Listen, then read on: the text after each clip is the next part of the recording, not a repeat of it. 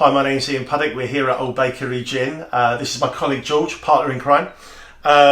We wanted to make a series of videos to show you how we serve Old Bakery Gin and our rum and soon whiskey in places like Buckingham Palace, the Foreign Office, Lancaster House.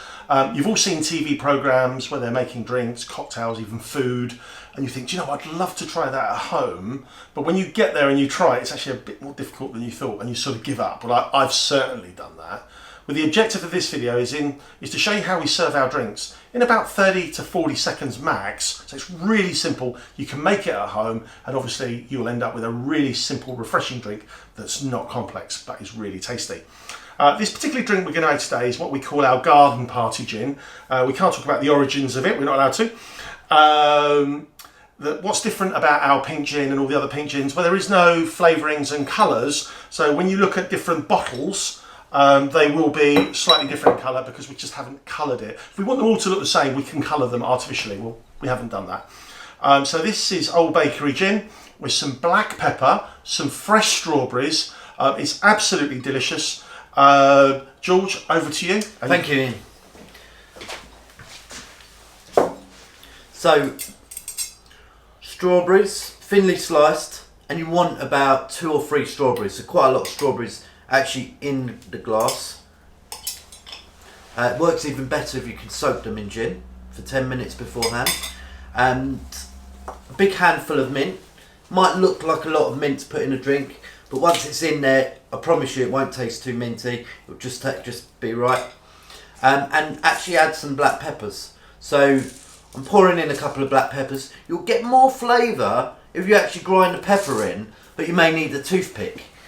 And we add the garden party, the Old Bakery gin, pink gin, and Merchant's Heart. And with this one, we recommend a standard tonic or a slimline tonic.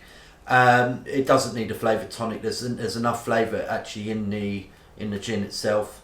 And here we go. Thank you. So I just want to do a quick wrap up and just say a big thank you. Obviously, thanks to George for making the drink.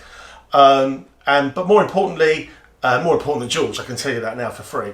A big thank you to Merchant Heart.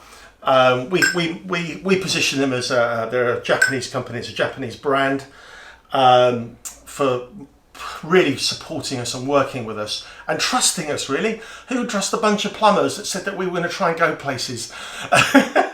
None of the other tonic manufacturers were prepared to talk to us. Merchant Heart not only talked to us, they sent a brand ambassador down, Kane, who worked with us to work on the right drinks, getting the balances correct.